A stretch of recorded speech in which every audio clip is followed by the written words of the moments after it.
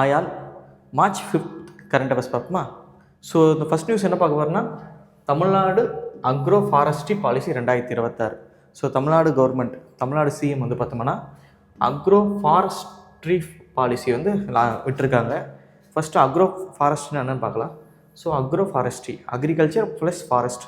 So விவசாய நிலங்களில் வந்து பார்த்தோம்னா மரங்களை வந்து நடுறது தான். ஸோ மரங்கள் மூலமாக வந்து ஒரு மகசூல் வந்து அதிகமாக கொண்டு வரது தான் வந்து பார்த்தோம்னா அக்ரோ ஃபாரஸ்ட்ரி. ஸோ விவசாய நிலங்களில் வந்து பார்த்தோம்னா அந்த வரப்பு பகுதிகள்லையோ இல்லை ஒட்டுமொத்த விவசாய நிலங்கள்லையோ இந்த மரங்களை வந்து நடுவாங்க. ஸோ இது மூலமாக வந்து பார்த்தோம்னா விவசாயிகளுக்கு எக்ஸ்ட்ரா பெனிஃபிட் கிடைக்குது, எக்ஸ்ட்ரா வந்து ஒரு மகசூல் வந்து கிடைக்குது அந்த மரங்கள் வந்து நாளைக்கு இருக்கிறது மூலமாக.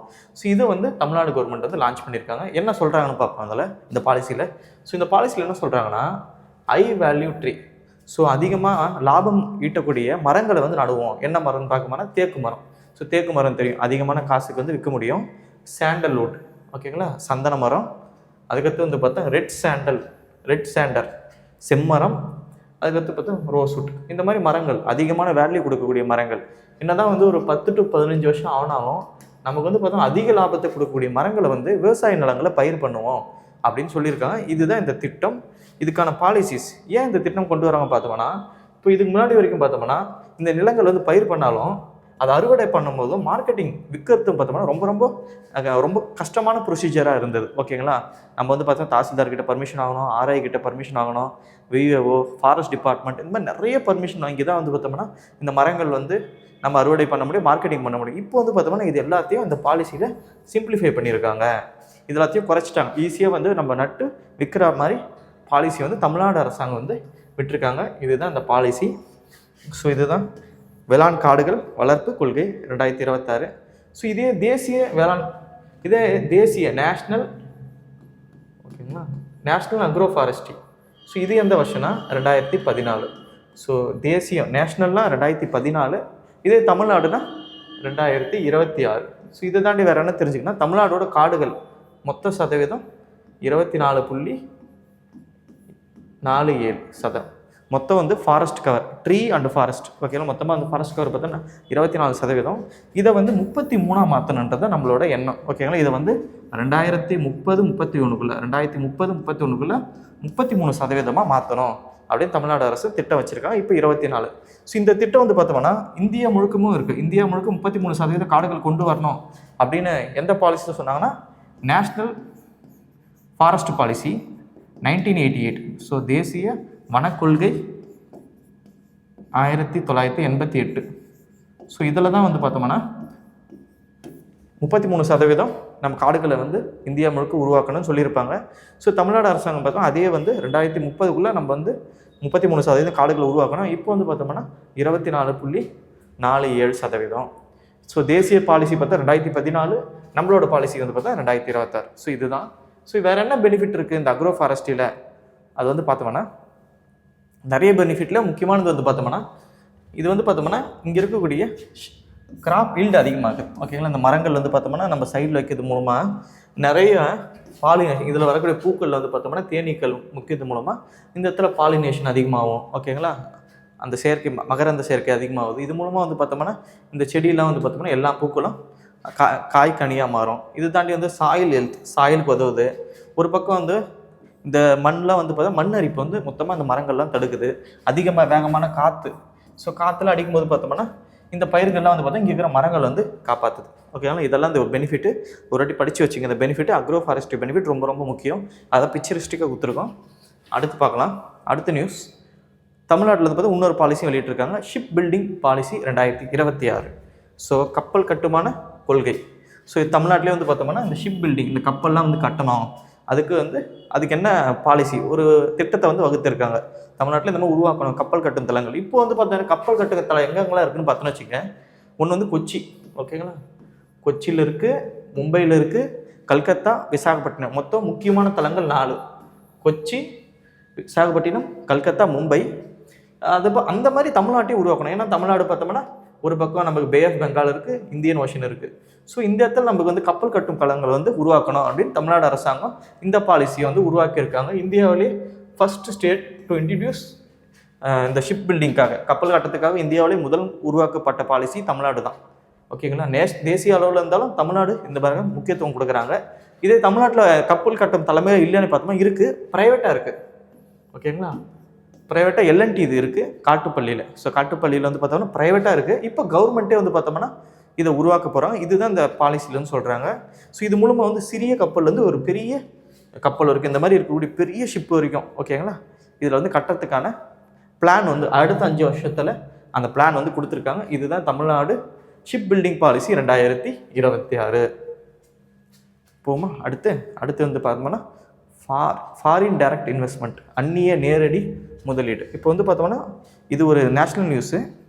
இதில் என்ன சொல்ல வராங்கன்னா, இந்தியாவோட எஃப்டிஐ வந்து அதிகமாக இருக்கான் போன வருஷத்தோட. எவ்வளோ அதிகமாக இருக்குன்னா 18%.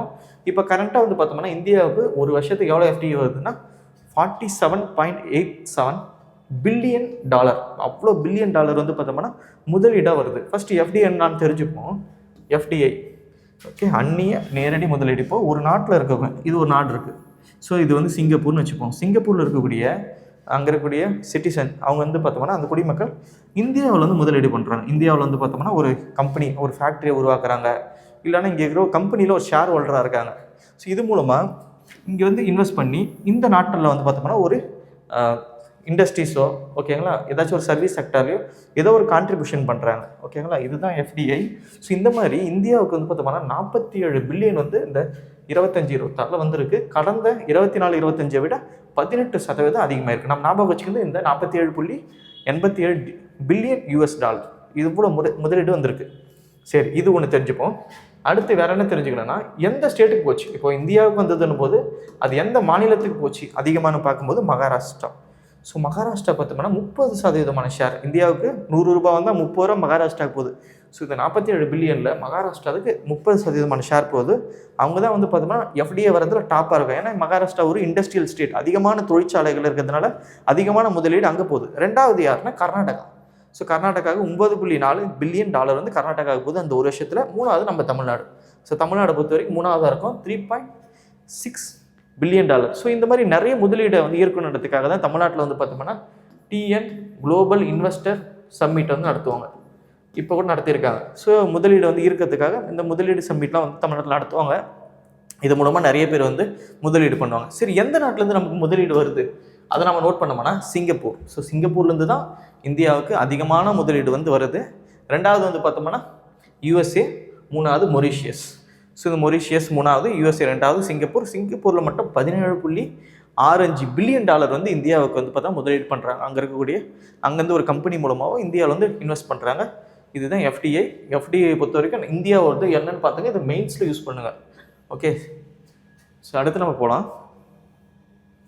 நம்ம போகும்போது ஒரு பிலிம்ஸ் பாயிண்டர். இப்போ வந்து பார்த்தோம்னா 2027 சென்சஸ் நடக்க போகுது. ஸோ இந்த சென்சஸ் என்ன சொல்கிறாங்க, டிஜிட்டல் சென்சஸ் சொல்கிறாங்க. இது முழுக்க ஆன்லைன்லேயே டிஜிட்டல்லே நடக்க போகுது. 2027 நடக்க போகுது. இதுக்கு வந்து பார்த்தோம்னா 2 சின்னங்களை வந்து பார்த்தோம்னா சொல்லியிருக்காங்க. 2 சின்னங்கள் சொல்லியிருக்காங்க. ஒன்று வந்து பார்த்தோம்னா பிரகதி, ஓகேங்களா, அடுத்து விகாஸ். 2 பேர் வச்சுருக்காங்க, 2 மஸ்கட் மாதிரி, ஓகேங்களா, ஒரு பொம்மை மாதிரி வச்சுருக்காங்கன்னு வச்சுங்க. இதுதான் ஒரு அடையாளமாக. இதை காட்டி தான் வந்து பார்த்தா சென்சஸ் எடுங்க, எல்லோரும் சென்சஸ் எடுங்க, அவங்களோட கணக்கு கொடுங்கன்னு சொல்லியிருப்பாங்க. ஸோ 2027 சென்சஸ் இந்தியாவோட ஃபர்ஸ்ட் டிஜிட்டல் சென்சஸ். அது ஞாபகம் வச்சுங்க. மஸ்கட் என்னன்னு தெரிஞ்சு வச்சுங்க. ஒன்று பிரகதி ஃபீமேல், இன்னொன்று விகாஸ். இந்த 2 மஸ்கட் வந்து சொல்லியிருக்காங்க. இது தாண்டி வந்து பார்த்தோம்னா 4 டிஜிட்டல் டூல்ஸ் வந்து சொல்லியிருக்காங்க. எக்ஸாம் பாயிண்ட் ஆஃப் இம்பார்ட்டன் இல்லை, பட் நம்ம ஒரு வாட்டி படித்து வச்சுப்போம் என்ன தான் சொல்லியிருக்காங்கன்றதை பார்ப்போம். ஓகேங்களா, இது வந்து இப்போ யார் விட்டுருக்காங்கன்னா யூனியன் ஹோம் மினிஸ்ட்ரி. ஓகேங்களா, இந்த சென்சஸ்லாம் யார் எடுப்பாங்கன்னா ஹோம் மினிஸ்ட்ரி தான் வந்து இந்த சென்சஸ் வந்து எடுப்பாங்க. ஓகேங்களா, உள்துறை அமைச்சகம் தான் வந்து சென்சஸை எடுக்கும். ஸோ இதுதான் 4 டூலு. இதில் எதுவும் எக்ஸாம் பாயிண்ட் ஆஃப் மேலோட தெரிஞ்சுக்கினா போதும். ஸோ ஒன்று வந்து பார்த்தோம்னா ஹவுஸ் லிஸ்டிங் பிளாக் சென்டர். ஓகேங்களா, இது ஒரு ஆப். சும்மா ஒரு 4 ஆப் விட்டுருக்காங்க. ஓகேங்களா, இது வந்து மேலோட படித்து வச்சுங்க. House listing officer mobile app, self enumeration portal, census management and monitoring system. சென்சஸ்லாம் வந்து மானிட்டர் பண்ணுறதுக்காக ஒரு போர்ட்டலு 3 ஆப் இதை வந்து லான்ச் பண்ணியிருக்காங்க. இது மூலமாக வந்து பார்த்தோம்னா நம்மளோட சென்சஸ் வந்து பார்த்தோம்னா டிஜிட்டல் சென்சஸாக, ஓகேங்களா, டிஜிட்டல் சென்சஸை உருவாக்க போகுது. ஸோ இதுதான் நம்ம பிலிம்ஸ் பாயிண்டரில் பார்க்குறோம். அடுத்து நம்ம பார்க்கும்போது மெயின்ஸ் பாயிண்டர். நம்ம எஃப்டிஐ பார்த்தோம், அது எஃப்டிஐ சம்மந்தப்பட்ட மெயின்ஸே பார்ப்போம். ஸோ எஃப்டிஐன்றது ரொம்ப முக்கியமானது. ஓகேங்களா, ஒரு இன்வெஸ்ட்மெண்ட் ஒரு நாட்டில் இருக்கிற காசை வந்து பார்த்தோம்னா இன்னொரு நாட்டில் போய் இன்வெஸ்ட் பண்ணி அந்த நாட்டில் வந்து பார்த்தோம்னா இண்டஸ்ட்ரீஸை உருவாக்குறது, வேலை வாய்ப்பை கொடுக்கறது, ஓகே, அந்த நாட்டோட பொருளாதாரத்தை டெவலப் பண்ணி இதில் கிடைக்கக்கூடிய லாபத்தை மறுபடியும் எடுத்துப்பாங்க. ஓகேங்களா, இதுதான் வந்து எஃப்டிஏவோட சிம்பிளாக சொல்லணும்னா. ஸோ ஒரு நாட்டோட பொருளாதாரத்தை அதிகப்படுத்தும், எக்கனாமிக் க்ரோத்து, நிறைய பேருக்கு வேலை வாய்ப்பு தரும். நம்ம பார்த்துருப்போம் நிறையா ஃபாரின் கம்பெனிஸ், ஓகே, ரெட்மி அவங்க பார்த்தோம்னா மொபைல் கம்பெனி உருவாக்கியிருப்பாங்க. நிறைய கார் கம்பெனி உண்டாயெல்லாம் பார்த்தோம்னா இங்கே வந்து பெரிய பெரிய இண்டஸ்ட்ரீஸை உருவாக்கி அது மூலம் கார் மேனுஃபேக்சரிங் பண்ணுவாங்க, நிறைய பேருக்கு வேலை வாய்ப்பு தராங்க, நிறைய இனோவேஷன் அந்த ஊரில் இருக்கக்கூடிய தொழில்நுட்பத்தை நம்ம நாட்டுக்கு எடுத்துன்னு வந்து இங்கே வந்து செயல்படுத்துவாங்க. ஸோ இது மூலமாக வந்து பார்த்தோம்னா 2 பேருக்குமே ப்ளஸ் தான். இங்கே பார்த்தோம்னா வேலைவாய்ப்பு, பொருளாதார வளர்ச்சி இருந்தாலும் எல்லாமே ப்ளஸ் தான். So example point of view எஃப்டிஏவோட பெனிஃபிட் என்ன தெரிஞ்சு வச்சிங்க, பாசிட்டிவாகவும் நெகட்டிவாகவும் என்னென்ன பெனிஃபிட் இருக்குது அதை வந்து தெரிஞ்சு வச்சுங்க. ஸோ பாசிட்டிவ் பெனிஃபிட்டை பொறுத்த வரைக்கும் இங்கே வந்து வேலைவாய்ப்பு அதிகப்படுத்துவாங்க. ஸோ எம்ப்ளாய்மெண்ட் ஜெனரேஷன், ஓகேங்களா, அது அதிகமாகும், க்ரோத்துக்கு அதிகமாகும், அவங்களோட நாட்டில் இருக்கக்கூடிய டெக்னாலஜியை நம்ம நாட்டுக்கு யூஸ் பண்ணிக்க முடியும். ஸோ அங்கே இருக்கக்கூடிய செயல்பாடு, அங்கே இருக்கக்கூடிய டெக்னாலஜி நம்ம பயன்படுத்திக்க முடியும். ஸோ இது ஒரு ஃபினான்ஷியலாக வந்து நம்ம நாட்டுக்கும் ஒரு டெவலப்பிங் கண்ட்ரிக்கும் உதவும். இதெல்லாம் பாசிட்டிவாக போட்டுங்க. நெகட்டிவை பொறுத்த வரைக்கும் ஸோ முக்கியமாக நெகட்டிவ் பார்த்தோம்னா இது எல்லா செக்டர்லையும் கொண்டு வர முடியாது. இப்போ இந்தியாவிலேயே வந்து பார்த்தோம்னா இந்த எஃப்டிஏ முக்கியமான செக்டர்ஸ்லாம் வந்து அனுமதி இல்லை. ஃபார் எக்ஸாம்பிள் ஒரு 3 செக்டர் சொல்லணும்னு வச்சுங்க. ரயில்வே, ஸோ இந்தியன் ரயில்வேல வந்து பார்த்தோம்னா உங்களுக்கு எஃப்டிஏ இல்லை. இதை தாண்டி லாட்டரி, சிட் ஃபண்டு, ஓகேங்களா. அடுத்து முக்கியமான அட்டாமிக், ஒரு நாட்டோட முக்கியமானது பார்த்தோம்னா இந்த அட்டாமிக் எனர்ஜி உற்பத்தி பண்ணுறது, இதுலேயும் வந்து பார்த்தோம்னா எஃப்டிஏ வந்து அலோவ் பண்ண மாட்டாங்க. ஸோ இது ஒரு நெகட்டிவாக சொல்லலாம். ஸோ இதை தாண்டி வந்து பார்த்தோம்னா நிறைய பொல்யூஷன் நம்ம நாட்டில் வந்து பொல்யூஷன் ஏற்படுத்துறது, வாட்டர் பொல்யூஷன், ஏர் பொல்யூஷன், அந்த மாதிரி நிறைய பொல்யூஷன்லாம் வந்து அவங்க ஏற்படுத்த வாய்ப்பு இருக்குது. இது ஒரு நெகட்டிவாக போடுங்க. அன்எத்திக்கல் மார்க்கெட் ப்ராக்டிஸ், ஸோ அவங்க வந்து பார்த்தோம்னா குறைஞ்ச விலையில் இங்கே இருக்கக்கூடிய லோக்கல் கம்பெனிலாம், இங்கே இருக்கக்கூடிய லோக்கலில் இருக்கக்கூடிய மார்க்கெட்டு, அங்கே இருக்கக்கூடிய கம்பெனிலாம் வந்து பார்த்தா நெசக்க வாய்ப்பு இருக்குது. இது நெகட்டிவாக போட்டுங்க, ஓகேங்களா. ஸோ இதுதான் மெயின்ஸ் பாயிண்டர். அடுத்து நம்ம பார்க்க போகிறது question of the day. So இன்றைக்கி என்ன கொஷின் பார்க்க போகிறோன்னா, what is 3E? So 3E என்பது விளக்கம் என்ன? இது ஒரு பழைய டிஎன்பிசி கொஷின் தான், இப்போ தான்